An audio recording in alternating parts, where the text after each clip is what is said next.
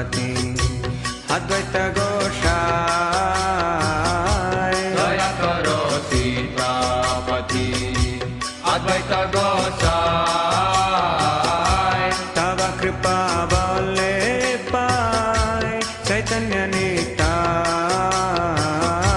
तव कृपा बले पाए चैतन्य निताय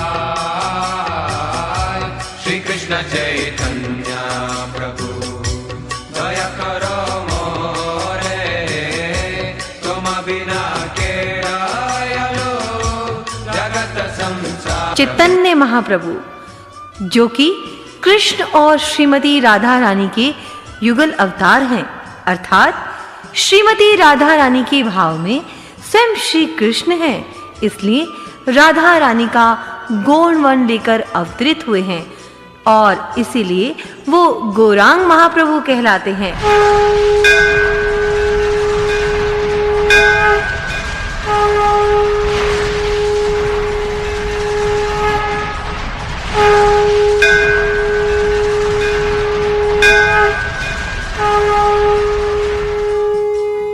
इस धराधाम पर उन्होंने संकीर्तन दिया, यानी कि वो संकीर्तन जो कि आधारित है हरे कृष्णा महामंत्र पर।